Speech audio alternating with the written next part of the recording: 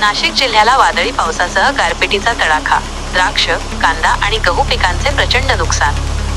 नाशिक प्रतिनिधी. नाशिक जिल्ह्यात गेल्या 24 तासांत हवामानाने अचानक पूस बदलली असून जिल्ह्यातील बहुतांश भागात वादळी वाऱ्यासह आणि गारपिटीसह मुसळधार पावसाने जोरदार धुमाकूळ घातला आहे.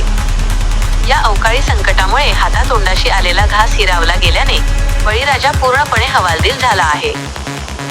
जिल्ह्यातील सिन्नर, नाशिक शहर व परिसर, निफाड, लासलगाव, विंचूर, दिंडोरी आणि येवला या पट्ट्यात पावसाने रौद्र रूप धारण केले होते. दुपारच्या सुमारास अचानक आलेल्या काळवंडलेल्या ढगांनी आणि सोसाट्याच्या वाऱ्याने जनजीवन विस्कळीत केले. अनेक ठिकाणी गारांचा खच साचलेला पाहायला मिळाला, ज्यामुळे वातावरणात गारवा आला असला तरी शेतकऱ्यांच्या डोळ्यात मात्र पाणी आले.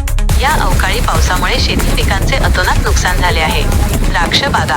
निफाड आणि दिंडोरी पट्ट्यातील द्राक्ष बागांना गारपिटीचा मोठा फटका बसला असून मणी फुटल्याने आणि घड कुजण्याच्या भीतीमुळे कोट्यवधींचे नुकसान होण्याची शक्यता आहे.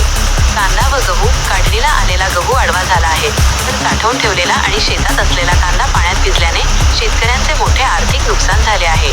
ऊस व इतर पिके. वादळी वाऱ्यामुळे ऊसाची शेतीही भुईसपाट झाली असून पालेभाज्यांचेही नुकसान झाले आहे. अचानक आलेल्या या संकटामुळे शेतकरी मोठ्या आर्थिक अडचणीत सापडला आहे.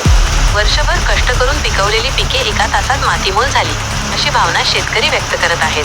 प्रशासनाने तातडीने या नुकसानीचे वस्तुनिष्ठ पंचनामे करून बाधित शेतकऱ्यांना भरघोस मदत जाहीर करावी, अशी मागणी आता जोर धरू लागली आहे.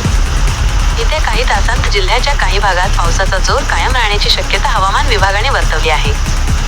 त्यामुळे शेतकऱ्यांनी काढणी केलेला माल सुरक्षित ठिकाणी हलवण्याचे आवाहन करण्यात आले आहे.